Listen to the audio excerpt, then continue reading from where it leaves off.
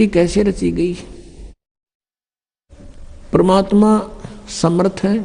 सबसे पहले केवल परमात्मा थे। उन्होंने अपनी वचन शक्ति से ये परमात्मा पहले अकय लोक को स्थापित करके उसमें उत्पन्न करके प्रकट करके अकय लोक में रहते थे। वहाँ केवल अकेले भगवान ही रहते हैं। वो परमेश्वर की राजधानी है, उसमें दूसरा कोई नहीं जा सकता। उसके बाद अकय लोक के बाद परमात्मा ने अपने नीचे के 3 लोक और उत्पन्न किए। अगम लोक, उससे नेक्स्ट अलख लोक और उससे नेक्स्ट चौथे नंबर का सत्यलोक। और नीचे से हम गिनेंगे तो प्रथम सतलोक, दूसरा अलखलोक और तीसरा अगम और चौथा वो अकय लोक। जैसे अभी आपने ऋग्वेद मंडल नंबर 9 सूक्त 96 के मंत्र 19 में पढ़ा कि वो तुरियम धाम, वो चौथा धाम है, वो अकय लोक है, समुद्र की तरह है। यानी समुद्र सभी जलों का स्रोत होता है, ऐसे वो परमात्मा का जो अकय लोक है सभी का स्रोत है। वो उसी परमेश्वर ने फिर 4 अन्य रूप धारण किए। एक रूप में वो अगम लोक में आके अगम पुरुष नाम से विराजमान हुए और अलख लोक में आकर के अलख पुरुष और सतलोक में आकर के वो सतपुरुष नाम से, यानी उपमात्मक नाम है उस परमात्मा की, उपाधि के नाम है ये। उनका रियल नाम कबीर देव है, वो कबीर साहब है। जैसे कुरान में अल्लाह अकबर कहते हैं, अल्लाह कबीर, अल्लाह अकबीर, अकबर, अकबर कहने लगे उसको अकबर, वो कबीर है। कबीरन खबीरन ये कुरान शरीफ में लिखा है, वो कबीर देव यानी उस पूर्ण परमात्मा का नाम है ये। तो सतलोक में परमात्मा ने, अच्छा, तीनों चारों लोकों में जहां भगवान अपने अन्य रूप बनाकर रहता है, इनने अपने अपने रूप की शोभा भी इनका अलग अलग बनाई है। जैसे एक सतलोक में परमात्मा के एक रोमकूप का प्रकाश, एक रोमकूप यानी मनुष्य सदृश है परमात्मा, हमारे जैसा ही। गरीबदास साहिब ने कहा कि हमरे ही उनिहार है, हमारा सृजनहार है। हमारा भगवान हमें बनाने वाला हमारे जैसा है। और आपने वेदों में देख लिया राजा के समान और नरवत, ये तो निरे दिखा दूं आपने, मनुष्य के तुल, इन्होंने अड़ंगे कर रखे इन वादों का, लेकिन मूल पाठ के अंदर स्पष्ट है नरवत, मनुष्यवत अग्नि, नरवत देव, नरवत मनुष्यवत शंभु, मनुष्य जैसे भगवान, मनुष्य जैसा परमात्मा, मनुष्य सदृश है। और पवित्र बाइबल में लिखा है सृष्टि ग्रंथ में प्रथम अध्याय के 26वीं आयत में श्लोक में, उसमें लिखा है कि परमात्मा ने कहा अब मनुष्य को उत्पन्न करूंगा और मनुष्य को अपने रूप में बनाऊंगा। परमात्मा ने मनुष्य को अपने स्वरूप के अनुसार उत्पन्न किया। तो भगवान निराकार कैसे हुआ? तो मनुष्य सदृश्य है।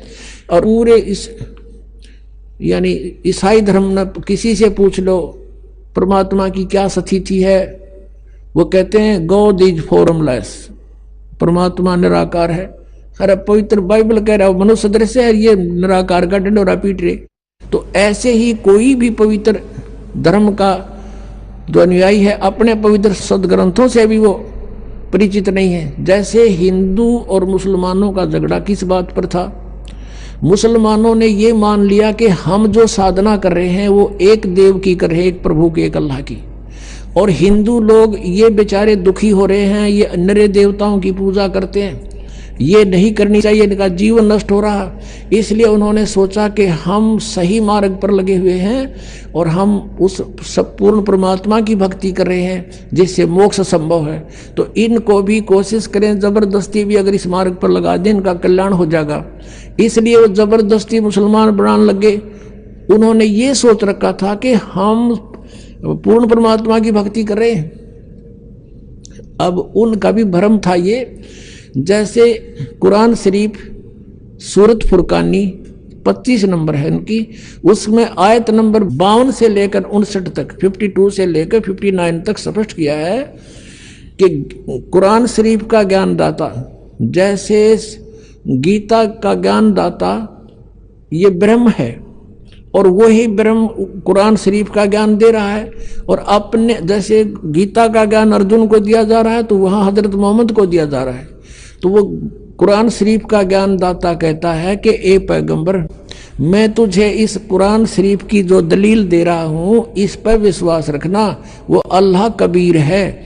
और ये काफिर उसको नहीं मानेंगे, तू इनकी बात में मत आना, इनके साथ संघर्ष करना, झगड़ा नहीं करना। ये कहेंगे कबीर गॉड नहीं है, और तू मेरी बात पर विश्वास रखना, वो कबीर नाम का परमात्मा है। और ये परमात्मा वही है जिसने सब दरियाओं को बनाया, सब पृथ्वी को बनाया, 6 दिन में सृष्टि रची, 7वां दिन तख्त पर जा बैठा। और उस परमात्मा की खबर किसी बाखबर से पूछ देखो।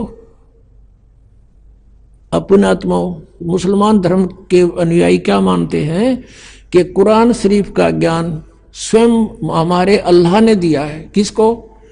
हजरत मोहम्मद को दिया है। उसके देने के तरीके चाहे भले ही कुछ भी रहे हो, चाहे वो स्वयं आकाशवाणी से दिया हो, चाहे उसके अंदर वह प्रवेश कर दी हो, या किसी फरिश्ते ने दिया हो, वो केवल संदेश वाहक था, फरिश्ता ज्ञान दिया उस भगवान ने। तो वो अल्लाह कह रहा है, जिसको मुसलमान धर्म अपना अल्लाह मानते हैं, कि तू जो मैं ज्ञान दे रहा हूं ये सत्य है। और ये वो परमात्मा है कबीर जिसने 6 दिन में सृष्टि रची, 7वें दिन तख्त पर जा बैठा।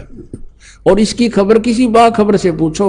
यानी कुरान शरीफ का ज्ञानदाता भी अल्पज्ञ है, वो भी नहीं जानता उस अल्लाह अकबर यानी कबीर परमात्मा के बारे में जिसने 6 दिन में सृष्टि रची, 7वें दिन तख्त पर जा बैठा।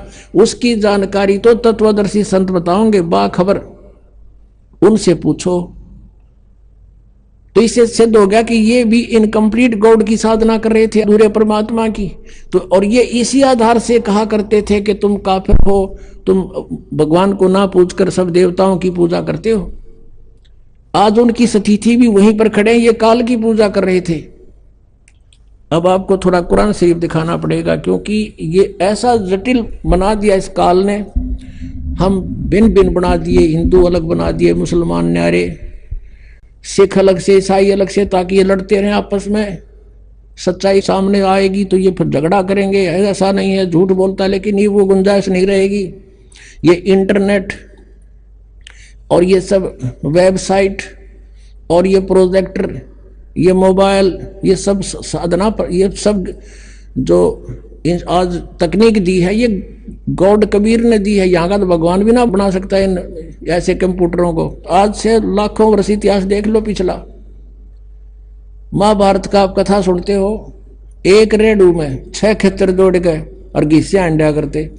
क्या वो आदमी नहीं थे, वो नहीं बना सके थे इसको जब आवश्यकता नहीं थी। यानी एक बैलगाड़ी जिसको आज 2 बैल खींच सकते हैं, उस समय 6 टट्टू जोड़ा करते उसमें, ये खच्चर घोड़े, और उसको बड़ा वाहन मानते थे, क्योंकि वो कितना होगा जंगलों में घसीट के ले जाना पड़ता था, सड़क भी ना बनाया करते ये।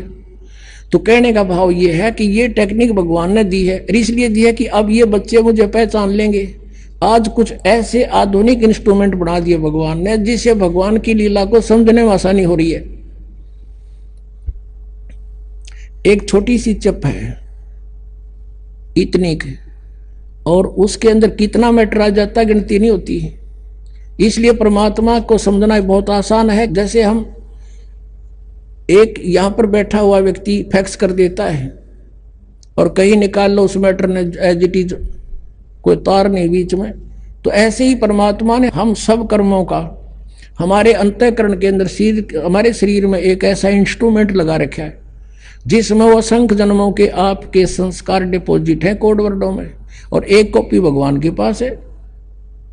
और उसने परमात्मा ने कोई जरूरत को नहीं आपके पीछे पीछे घूमने की, इंस्ट्रूमेंट लगा दिए, जो करोगे उसमें लिखा पाओगा, और वहां देख लेगा, काजा उड़े ऑन कर देगा, आपकी चल पड़ेगी सीडी।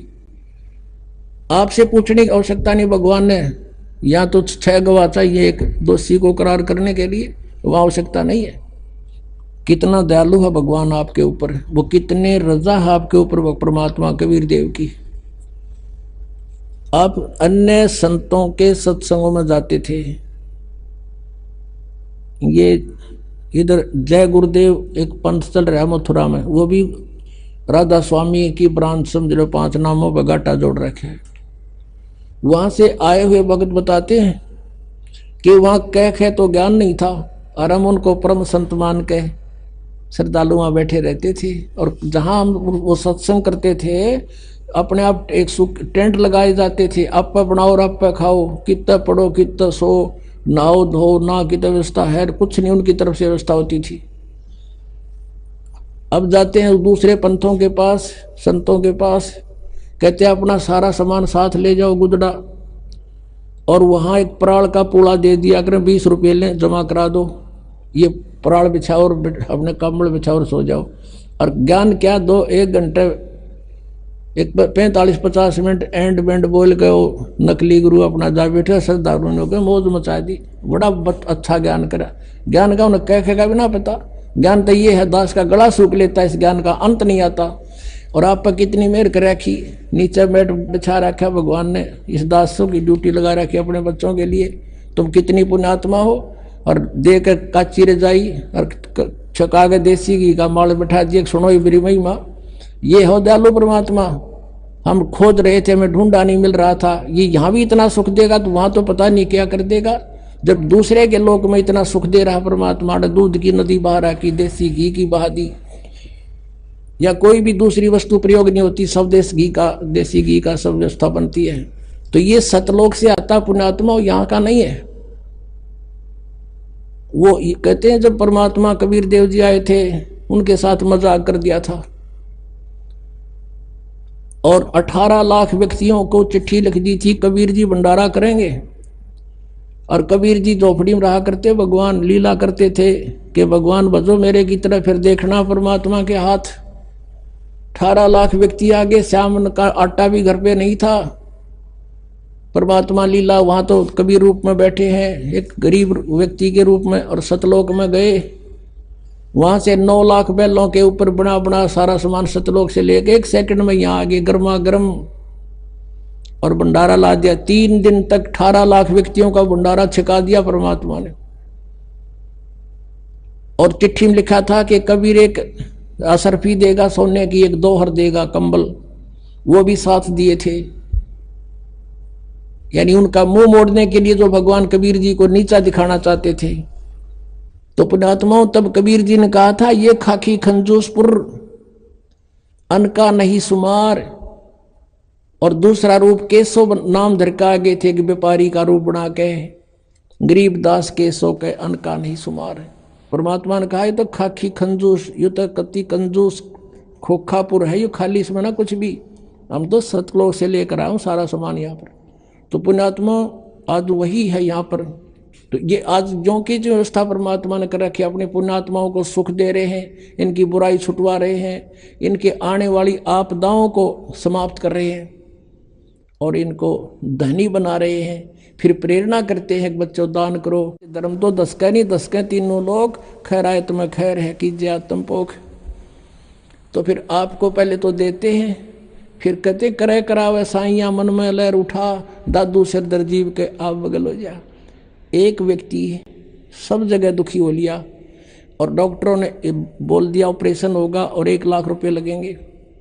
यह मालिक ने वैसे अपने, जिसकी सच्ची श्रद्धा सच्ची लगन पूर्ण विश्वास हो जाता, उसको तुरंत आराम दे देते, वो स्वस्थ हो गया। अब वो लाखों रुपये बचे, जान की झंझट था, बचूंगा कि ना बचूंगा, वो बचा। फिर प्रेरणा भी करते हैं कि कुछ पुण्य कर बेटा। तो इस तरह वो आज ये सदाव्रत चला रखा भगवान ने, इसमें जिसका भी जो सहयोग है उसको बहुत लाभ हो रहा है। तो अब कहने का भाव ये था कि आप जी को कितनी सुविधा दे करके भगवान कहता है मेरी महिमा सुनो बैठ कर ध्यान से। और कोई अब भी लटके लेगा तो फिर उसको नहीं बख्शेगा भगवान। कहीं अच्छा गरम रजाई मिल गई, हर लटके देते हो, लटके नहीं लेना। सत्संग में आकर परमात्मा की महिमा को बड़ा ध्यान से सुनना चाहिए। कितनी व्यवस्था कर रखी है, किस लिए? इसलिए कि बच्चे भगवान को पहचान सके। अब आपको दिखाता हूं कुरान शरीफ में, कुरान शरीफ का ज्ञानदाता कहता है कि वो कबीर भगवान है जिसने 6 दिन में सृष्टि रची। अब थोड़ा सा पहले पवित्र बाइबल दिखाना पड़ेगा। ये है पवित्र बाइबल, संपूर्ण जीवन अध्ययन बाइबल। ये बाइबल है, ये है इसका जर्नल एडिटर, ये यहाँ से हिंदी पढ़ेंगे। प्रबंधक संपादक डेविड स्टुअर्ट, अंग्रेजी प्रधान संपादक Donald C Stamps, MA MDV, संयुक्त संपादक ये सारे इनका ये यहाँ से छपा, ये देख लो। मैसूर यूएसए से छपा है। अब इसमें सबसे पहले सृष्टि वो है, उत्पत्ति है इसमें, और सृष्टि के कति प्रारंभ में प्रथम अध्याय में ही जेनेसिस माने सृष्टि, जेनेसिस 1, ये 4 पृष्ठ पे उत्पत्ति यहाँ से आरंभ होती है। प्रथम आदि में परमेश्वर ने आकाश और पृथ्वी की सृष्टि की, ये पहला दिन था। इस प्रकार ये पहला दिन हो गया।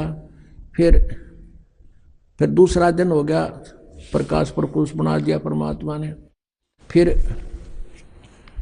ये तीसरा सांझ भी भोर हुआ, फिर तीसरा दिन हो गया। जो कुछ भी इसमें फलदार वृक्ष जिनके बीज एक एक जाति के अनुसार बनाए, ये इस प्रकार। अब ये तीसरा दिन हो गया। दिन और रात पर प्रभुता करें और उज्ज्वला दियारा करें, इस प्रकार सांझ हुई, फिर भोर हुआ, ये चौथा दिन हो गया।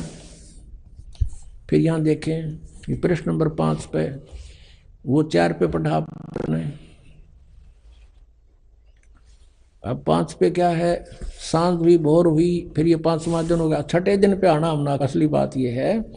फिर परमेश्वर ने कहा मनुष्य को हम अपने स्वरूप के अनुसार अपनी समानता में बनाएं, और वे समुद्र की मछलियों और आकाश के पक्षियों और घरेलू पशुओं और सारी पृथ्वी पर और सब रेंगने वाले जंतुओं पर जो पृथ्वी पर रेंगते हैं अधिकार रखें, यानी उनसे समझदार हों। तब परमेश्वर ने मनुष्य को अपने स्वरूप के अनुसार उत्पन्न किया। अपने ही स्वरूप के अनुसार परमेश्वर ने उसको उत्पन्न किया, और नर और नारी करके उसने मनुष्यों की सृष्टि की। तो परमात्मा किसा होया, मनुष्य जैसा, नर जैसा। अंडरस्टूड हो गया। अब यहाँ देखिएगा, इस प्रकार छठे दिन भोर हुई, सांझ हुआ, इस प्रकार ये 6वां दिन हो गया। अब 7वां दिन, और परमेश्वर ने अपना काम जिसे वह करता था 7वें दिन समाप्त किया। अपने किए हुए सारे काम से 7वें दिन विश्राम लिया, यानी 6 दिन में सृष्टि रच ली, 7वां दिन विश्राम किया, बस। अब यहाँ से इतना ही लेना था। अब पवित्र बाइबल ने स्पष्ट कर दिया कि परमात्मा मनुष्य जैसा है, उसने अपने जैसे रूप में मनुष्य को बना, नर नारी करके उत्पन्न कर दिया। आगे बहुत अच्छा प्रमाण है इसमें कि परमात्मा साकार है, वो सामने खड़ा दिखाई देता है, बात करता है, बाइबल में लिखा है। अब कुरान शरीफ दिखाते हैं आपको, देखिएगा। ये कुरान शरीफ है, पवित्र कुरान शरीफ, और इसके विषय में लिखा है। ये तो इनकी अरबी भाषा है। जालिकल किताबु ला रैब जो जैसला फीही जो, इसका अर्थ है इन्होंने किया है कि यह वह इल्हामी किताब है, धार्मिक किताब है, जिसमें कोई संदेह की गुंजाइश नहीं। यानी इसमें जो लिखा है वो फाइनल है हमारे लिए, इसमें हमने कोई डाउट नहीं, इसमें कोई गलत नहीं। इसका कहने का भाव ये है। ये कहाँ से बना है, शास्त्रीय अरबी पद्धति पर नागरी लिपि में स अनुवाद सटीपन, इसका अर्थ है स अनुवाद सटीपन, स अनुवाद। रूपांतकार है नंद कुमार अवस्थी, शेरवानी संस्करण। ये कहाँ से छपा है, कुरान शरीफ शेरवानी संस्करण। प्रकाशक हैं लखनऊ किताबघर, मौसम बाग, सीतापुर रोड, लखनऊ, यहाँ से छपा। अब हम इसके सूरत फुरकानी 25 पर आते हैं। ये देखिएगा, ये सूरत कुरान शरीफ है, और सुरतुल फुरकानी, इसको सूरत बोलते हैं, सुरतुल फुरकानी, यानी सूरत फुरकानी 25। अब इसमें यहाँ से देखेंगे, ये देखिएगा, ये 52 नंबर आयत है। 51 यहाँ समाप्त होती है, ये 52 शुरू होती है। फला तुतियल काफिरन व जाहिदहुम बिही जिहादन कबीरन, ये स्पष्ट लिखा कबीरन। इसको ये कुरान शरीफ कहो चाहे मजीद कहो, अब दिखाएंगे आपको। अब इसका हिंदी अनुवाद यहाँ किया है इन्होंने।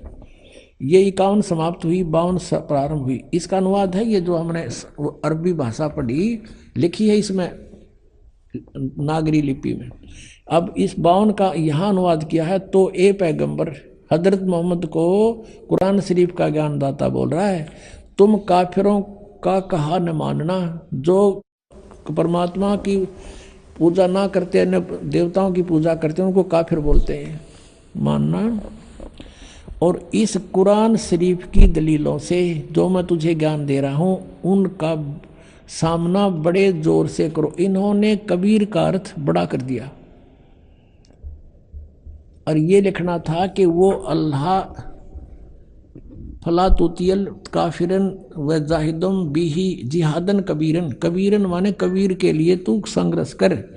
वो तो काफिर जो है वो नहीं मानते कबीर इज गॉड, लेकिन मैं कह रहा हूँ वो कबीर है सब कुछ। अब यहाँ कबीरन कहो, कबीर कहो, खबीर कहो, खबीरा कहो, ये इसी परमात्मा का एक भाषा में भिन्नता मंत्र है। अब यही नो की नो कुरान शरीफ है ना, कुरान मजीद नाम है इसी का, सिर्फ लिखने में अंतर किया है राइटर ने, अनुवाद करते समय वो कबीरन लिखो चाहे कबीरा लिखो एक ही बात। देखिएगा ये कुरान मजीद है, वही की वही नो की नो, इसमें कोई अक्षर का भी अंतर नहीं है, लेकिन ये मजीद लिख दिया। अरबी मऊ अरबी मतन यानी प्रकाशक है ऑफिस बुक डिपो 422 मटिया महल जामा मस्जिद दिल्ली 6 से। ये कुरान मजीद मुर्तजमा है मौलाना फ़तेह मोहम्मद खान साहिब जालंधरी, तसही मौलाना अब्दुल मजीद सरवर साहिब, प्रकाशक हैं Farid book depot private limited नई दिल्ली। इतने अब इसमें सूरत फुरकानी पर आते हैं, अक्षर का भी अंतर नहीं है इसके अंदर, उतना ही है। सूरत फुरकानी 25 और पृष्ठ नंबर है इसकी, इस पर 570 है, उसमें 604 है कुरान शरीफ में। अब यहाँ आते हैं नीचे एज इट इज, इसमें अंतर माड़ा सा भी है। 51 है ये, 52 शुरू होती है। फला तुतियल काफिरन ने व जिहादुम बिही जिहादन जिहादन कबीरा, कबीरा कहो, कबीरन कहो, कबीर कहो, खबीरा कहो। ये सिर्फ इसमें कबीरा लिखा उसमें कबीरन लिखा है। अब इसको कबीर कहो एक ही बात है, इससे तो इतना लेना। अब हम फिर कुरान शरीफ को ही लेते हैं। अब हमने ये जो पढ़ा है ये कुरान मजीद देखा था, अब कुरान शरीफ को फिर लेते हैं, इसका अनुवाद इससे देखेंगे। अब देखो कुरान शरीफ फिर लेते हैं, वो मजीद थी ये कुरान शरीफ है, और इसके अनुवादक प्रकाशक पहले हमने दिखा दिए हैं। ये सारा लखनऊ किताबघर से ये प्रकाशित है, मौसम बाग सीतापुर रोड लखनऊ से। अब हम इसके आते हैं 604 पृष्ठ पे, 604 पृष्ठ पे, और वही है इस कुरान शरीफ सूरत फुरकानी 25। नीचे आते हैं ये 52 आयत है। फला तुतियल काफिरन जाहिदुम बिही जिहादन कबीरन, ये कबीर कहो, कबीरा कहो, कबीरन कहो, कंसेप्ट क्लियर होया। अब ये क्या कहता है यहाँ पर कि ए पैगंबर, कुरान शरीफ का ज्ञान देने वाला अपने पैगंबर को बोल रहा है तुम काफिरों का कहा न मानना। वो काफिर नहीं मानते भगवान को, वो तो अन्य देवताओं की पूजा करते हैं। और इस कुरान शरीफ की दलीलों से, कुरान की दलीलों से मैं जो तुझे हिदायत दे रहा हूँ, इसके आधार से उनका सामना करना उस कबीर के लिए, जिहादन कबीरन, उस कबीर के लिए, कबीर अल्लाह के लिए संघर्ष करना, लड़ना नहीं। जिहाद का अर्थ लड़ना नहीं होता, संघर्ष करना, उनकी बातों में ना आना, सीधी सी बात है। अब देखो, अब हमने 52 का अर्थ पढ़ लिया। अब 607 पर सूरत फुरकानी 25, और ये कबीर नामक अल्लाह वही है जिसने 2 दरियाओं को मिला चलाया, एक का मीठा प्यास बुझाने वाला और एक का खारी कड़वा, और दोनों में एक आड़ और मजबूत रोक बना दी। और वही है जिसने पानी की बूंद से आदमी को पैदा किया, फिर उसको साहिबे नसीब नसब यानी किसी का बेटा या बेटी, और ससुराल वाला यानी किसी का दामाद बहू बनाया। और तुम्हारा परवरदिगार हर चीज के करने में शक्तिमान है। और काफिर अल्लाह के सिवा ऐसों को पूजते हैं, देवताओं को, जो न उनको नफा पहुंचा सकते हैं और न उनको कोई नुकसान पहुंचा सकते हैं। और काफिर तो अपने परवरदिगार से यानी कबीर से, कबीर अल्लाह से मुंह मोड़े बैठे, पीठ दिए हुए हैं, मुंह मोड़े हैं। अब 56 या 55 समाप्ति। और 56 में कहा कि ए पैगंबर, हमने तुमको खुशखबरी सुनाने और सिर्फ अजाब से डराने के लिए भेजा। 57 में कहा है कि इन लोगों से कहो कि मैं तुमसे इस अल्लाह के हुक्म का पर कुछ मजदूरी नहीं मांगता, हाँ जो चाहे अपने परवरदिगार तक पहुंचने की राह इख्तियार कर ले। अब 58 में कमाल कर दिया, ए पैगंबर उस जिंदा पर भरोसा रखो, चैतन्य नहीं, कबीर परमात्मा जैसे अच्छी आत्माओं को मिलते हैं, वेदों में आपने पढ़ा, ऐसे आदरणीय धर्मदास जी को, आदरणीय गरीबदास साहिब जी को, आदरणीय नानक साहिब जी को, ऐसे ही आदरणीय मोहम्मद साहिब जी को मिले थे इस जिंदा महात्मा के रूप में, लेकिन इन्होंने इनकी बात को स्वीकार नहीं किया था। और वो कुरान शरीफ ज्ञानदाता कहता उस जिंदा पर भरोसा रखो जो कभी मरने वाला नहीं है, वो अविनाशी है, वह जिंदा महात्मा रूप में तुझे मिला था। और तारीफ के साथ उसकी पाकी बयान करते रहो, यानी गीता ज्ञानदाता किसी और अल्लाह की पाकी बयान करने को कह रहा है, और अपने बंदों के गुनाहों से वो काफ़ी खबरदार है। ये कबीर है यहाँ पर, ये 58 नंबर आयत है, यहाँ देखो 58, ये 58 है, यहाँ पढ़ेंगे। ये खबीरा लिखा है, इबादही खबीरा। इबादही माने पूजा के योग्य वो कबीर है। इबादत, इबादत माने पूजा, इबादही यानी पूजा के योग्य वो कबीर है। कबीर 58, यहाँ फिर हम आएंगे इसके। ये 58 हम पढ़ रहे हैं कि वो अपने भक्तों के, वो जिंदा रूप में तुझे मिला था, उस पर भरोसा रख, वो अविनाशी परमात्मा है, और तारीफ के साथ उसकी पाकी बयान करते रहो। अपने बंदों के गुनाहों से वह कबीर खूब खबरदार है, यानी पाप नाश कर देता है। वो कबीर खबरदार है, कबीर लिखना था, कबीर अल्लाह, अल्लाहु अकबर, जानता है सब कुछ। अब 59 में कमाल कर दिया। और जिसने आसमानों और जमीन और जो कुछ भी उनके बीच में है सबको 6 दिन में पैदा किया, और फिर तख्त पर जा बिराजा, वो अल्लाह बड़ा। अब इन्होंने यहाँ भी कबीर का अर्थ बड़ा कर दिया, वो अल्लाह कबीर है, ये लिखना था, वो अल्लाह कबीर है। ये 59 में, यहाँ देखो, ये फिर 59 आ गई।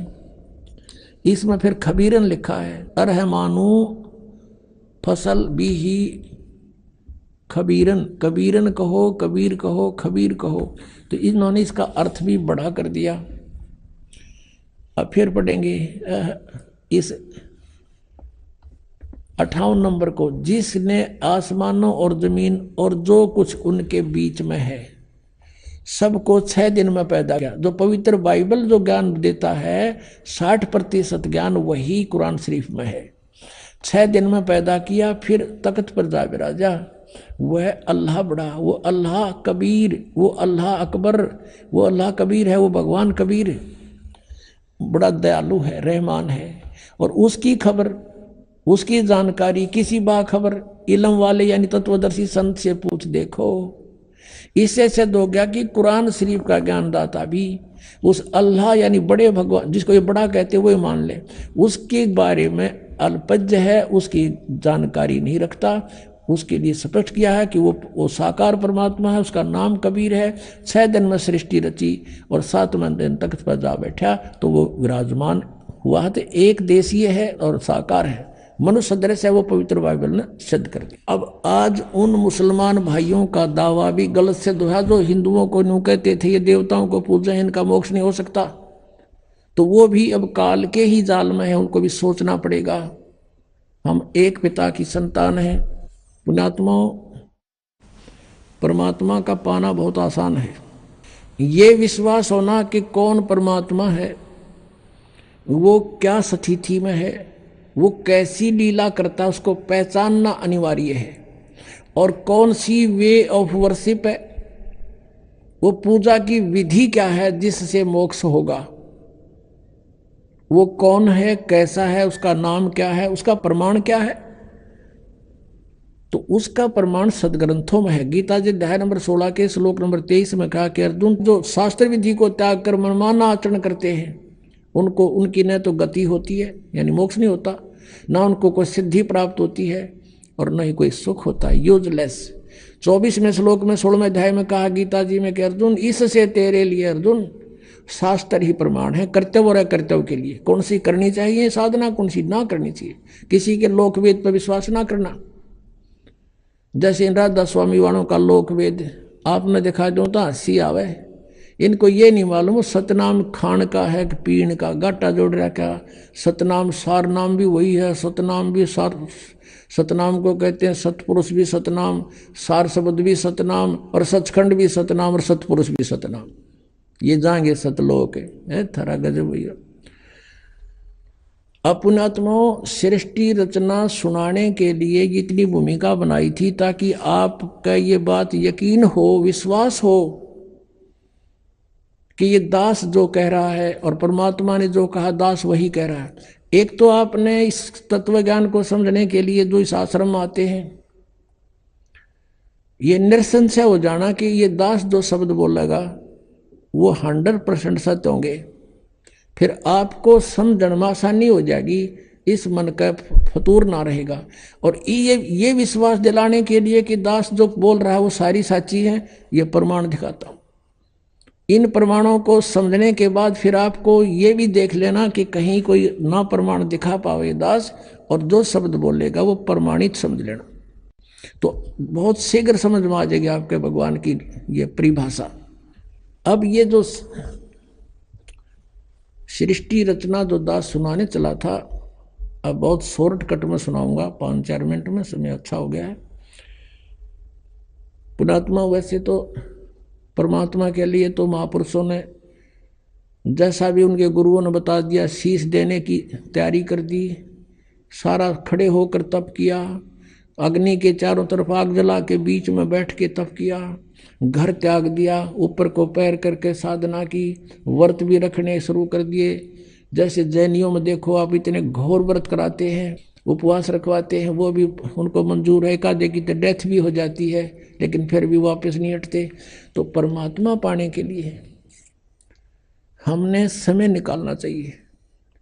और ये कथा परमात्मा की सत्यनारायण कथा है, इसको सुनने से भी आत्मा प्रबल होती है, इससे चार्ज होती है, कुछ पाप इस ज्ञान यज्ञ से नाश होते हैं जो दास आपको सुना रहा है। और पहले हम क्या करते थे, जैसे जब ये ज्ञान नहीं था, पहले VCR चाले थे, और एक VCR का एक नाइट का 100 रुपये चार्ज होता था। 3 कैसेट लिया करते, 3-3 घंटे की फिल्म, और शाम ने चालू कर दिया करते 8 बजे, और चाय बनवाए जाते और पिए जाते हैं, और नवाक पाड़े देखे जाते। भाई पूरे 100 रुपये पूरे कराएंगे, तीनों फिल्म चलाएंगे, 9 घंटे चलाते, और लेना एक न देना दो, बकवाद सारी। और यहाँ परमात्मा की कथा अगर 10-20 मिनट पहले ज़्यादा भी हो जा तो हौसले से कथा सुननी चाहिए भगवान की, क्योंकि ये अनमोल रतन आज तक किसी को प्राप्त नहीं हुआ। आप पर वर्षा करवाई भगवान ने। और पहले हम सांग देखने जाया करते गांव में, जो बैठ जाते वो बकवाद करें जाते, और हम रेत में बैठ जाते जहाँ गधे भी ना बैठे, और सुबह देखा करते ना यहाँ बैठे थे काल रात ने तेरे की, तो दिन में जब देखा भी ना जा, उस रेत में बैठे थे और बकवाद सुना करते थे। और यहाँ सारी सुविधा दी भगवान ने अपने बच्चों को, और ये ज्ञान सुना रहे हैं आप। आपकी किस्मत का अंदाजा नहीं लगा सकते कितने पुण्य हैं आपके। लख भर सूरा जो ही लख भर सामत दे, लख भर यती जहान में जबकि तो सतगुरु शरणा ले। बहुत पुण्यकर्मी युगों युगों के तुम रहे हो। आज आपको यहाँ कोई भी कारण बना के से दुखी करके से सुखी करके लाए हैं भगवान। आप रहम किया उसने। आपके लिए जो दुख तुम्हें यहाँ लेकर आया, वो दुख भी आपके लिए वरदान होगा कि इसके कारण आपको भगवान मिल गया। और दुख तो इसके दरबार में रहना ही को नहीं। जब विश्वास आपके दृढ़ हो गया था, तो सतलोक के अंदर परमात्मा ने एक शब्द में 16 द्वीप उत्पन्न किए, फिर 16 वचनों से एक एक पुत्र की उत्पत्ति की। उसके बाद परमात्मा ने उन 16 पुत्रों में से जिसका नाम अचिंत था, उससे कहा कि अचिंत अब तू सृष्टि रच। उसको आदेश दिया, ये दिखाने के लिए कि बालकों का काम नहीं सृष्टि रचना, समर्थ बिन कोई काम सफल नहीं होता। अचिंत ने क्या किया, अपनी वचन शक्ति से एक पुरुष उत्पन्न किया जिसको अक्षर पुरुष बोलते हैं। गीता जी अध्याय नंबर 15 के श्लोक 16 में 2 पुरुष कहे, सरपुरुष और अक्षर पुरुष। अब सरपुरुष और अक्षर पुरुष की उत्पत्ति बताई जा रही है कैसे हुई।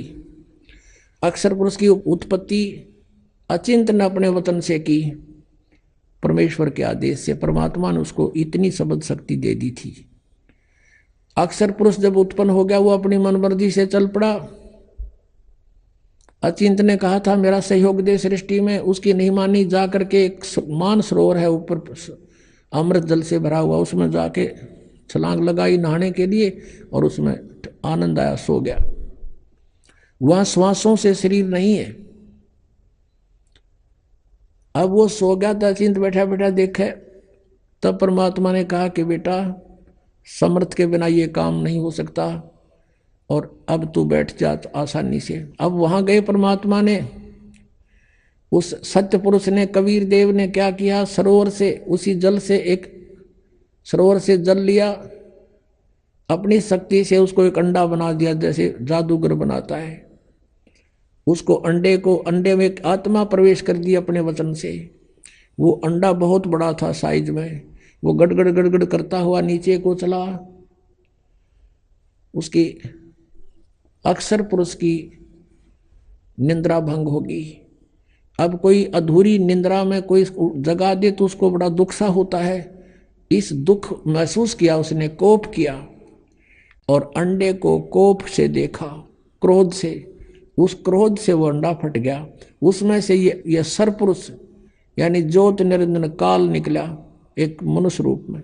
इन दोनों से कहा कि अक्सर पुरुष तुम निंद्रा में थे, आकाशवाणी की परमात्मा ने बाहर से, और तुम बाहर आओ, तुझे जगाने के लिए सब लीला की गई है, तू बाहर आओ। दोनों जने वो दोनों बाहर आ गए और उनसे कहा कि तुम अचिंत के द्वीप में रहो, तीनों एक द्वीप में। वो तीनों दोनों वो चले गए, एक अचिंत हो गया। अब कुछ दिनों के बाद ये सरपुरुष, ज्योति निरंजन कहो, सरपुरुष कहो और अक्षर पुरुष कहो, चाहे परब्रह्म कहो, ये दोनों अचिंत के लोक में रहने लगे। कुछ दिनों के बाद ये सरपुरुष यानी ज्योति निरंजन कहो, इसे काल कहो, काल आगे जाके ही बनेगा। तो इस सरपुरुष ने सोचा हम तीन तो एक द्वीप में और अन्य हमारे भाई एक एक द्वीप में। उसके बाद परमात्मा ने क्या किया, हम सबकी उत्पत्ति कर दी। जितने आज हम यहाँ कीड़ी कुंजर हाथी मनुष्य राजा देव देवता जो भी हैं, सभी की उत्पत्ति करके और सतलोक में सबको अलग अलग स्थान द्वीप दे दिए थे कि तुम रहो ठाठ से। तो इसको ये चिंता होगी, दुख हुआ, ईर्षा हुई कि हम तो तीनों एक लोक में, सारे सब अब अपने अलग अलग स्वतंत्र रह रहे हैं। तो इसने तप करना शुरू किया। 70 युग जब तप किया, प्रभु ने पूछा तू क्या चाहता है, परमेश्वर ने पूछा तू क्या चाहता है। इसने कहा कि हे पिता, हे परम पिता, मेरे लिए स्थान कम है, मुझे अलग से कोई स्थान दे दो। तो परमेश्वर ने इसको 21 ब्रह्मांड दे दिए, जैसे कोई धनी पिता अपने पुत्र को 21 प्लाट दे दे, अगले 21 प्लाट।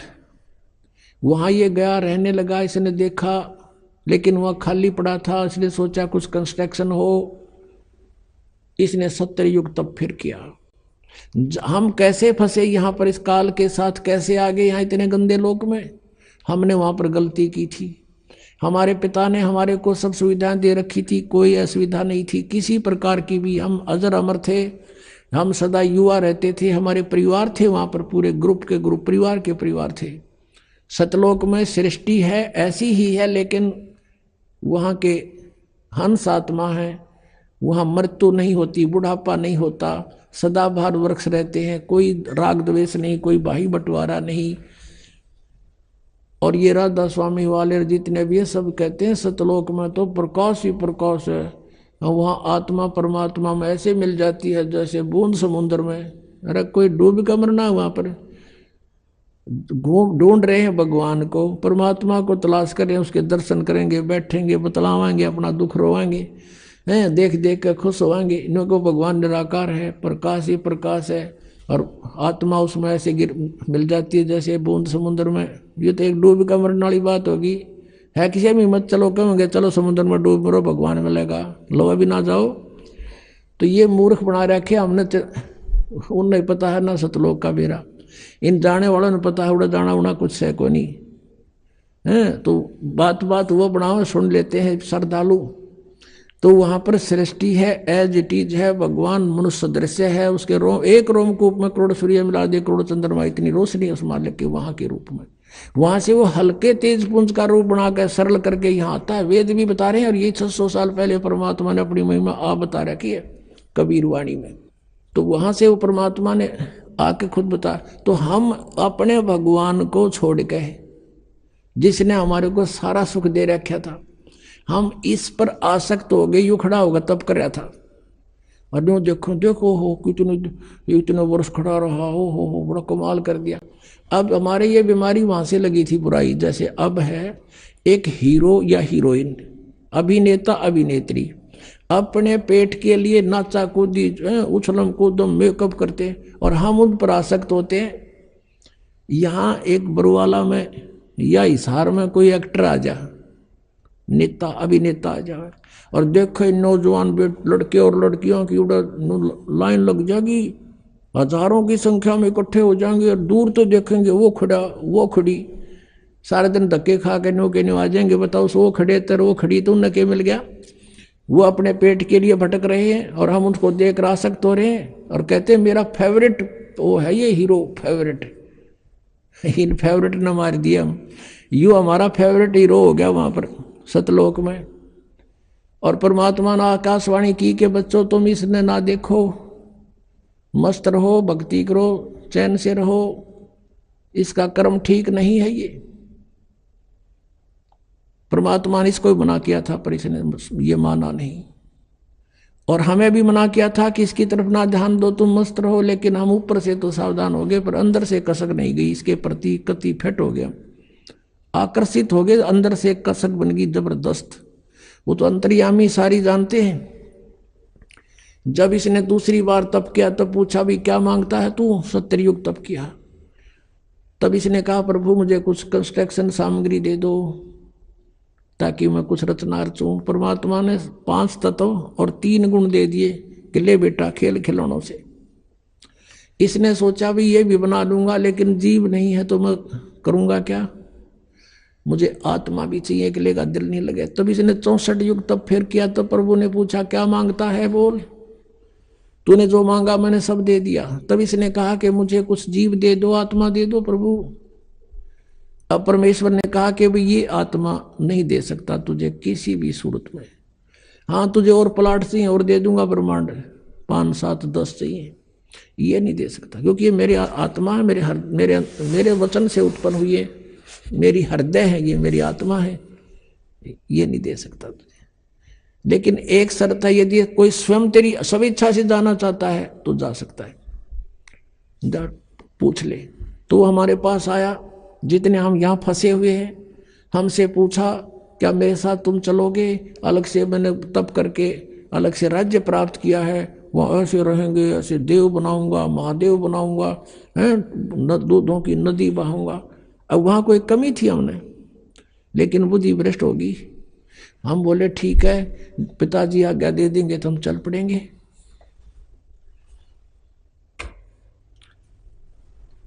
अब उसने परमेश्वर कबीर देव से कहा काल ने कि पिताजी कुछ आत्माएं मेरे साथ जाने को एग्री हैं। परमेश्वर ने कहा कि मेरे सामने स्वीकृति दिला दो। परमेश्वर आए वहां से स्वयं और हमारे पास आकर खड़े हो गए। परमेश्वर ने कहा कि बोलो भाई कौन जाना चाहता है इसके साथ, हाथ खड़ा करो।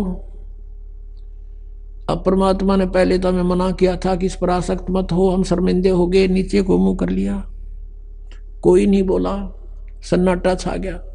तब परमेश्वर ने कहा कि रे तो आप तो कह रहे, तू तो कह रहा था ये बहुत कुछ मेरे साथ जाने वाले हैं, ये तो कोई बोलता ही नहीं,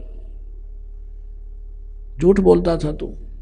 इतने में एक आत्मा ने सोचा कहीं बात ना बिगड़ जाए, हिम्मत सी करके खड़ा हो गया। खड़ा होकर कहा कि प्रभु मैं जाना चाहता हूं इसके साथ। अब पीछे फिर हमने सोचे कि ये कलाई लूट जा लूट, फिर तो हम देखा जैसे बच्चे स्कूल में एक हाथ खड़ा कर ले, सारे कर लिया, अगर नो नो नो, तो हम सब खड़े हो गए और दोनों हाथ कर दिए, हम भी जाना चाहते, हम भी जाना चाहते। परमेश्वर ने कहा भाई ठीक है, मैंने इनके नंबर नोट कर लिए इन आत्माओं के, किस किस ने स्वीकृति दी है, और आप अपने लोक में जा, इनको मैं विधि से भेजूंगा, एज इट इज नहीं भेज सकता। तो क्या किया परमात्मा ने, हमें बीज रूप बनाया सूक्ष्म, और जिसने सबसे पहले काल के साथ आने की स्वीकृति दी थी उसको एक लड़की का रूप बना दिया, युवा लड़की, युवती, खूबसूरत लड़की बना दिया, जो आगे चल के दुर्गा कल आई। और उसके अंदर हम सब आत्माओं को फीड कर दिया अपने वचन से, और उससे कहा कि बेटी मैंने तुझे सब शक्ति दे दी है, परमेश्वर कबीर देव जी ने कहा। और जितने जीव ये ब्रह्म कहे, सरपुरुष कहे, उतने तो उत्पन्न कर देना, तेरे वचन में शक्ति दे दी, तू वचन से भी उत्पन्न कर सकती है। अपने पुत्र सहजदास से कहा कि पुत्र जा अपनी बहन को ज्योत निरंजन के पास छोड़ के आ, सरपुरुष के पास। उसके ब्रह्मांड, ये सभी ब्रह्मांड वहीं थे सतलोक के अंदर। ये वहां खड़ा था। सहजदास उस लड़की को लेकर गया, प्रकृति को, दुर्गा को,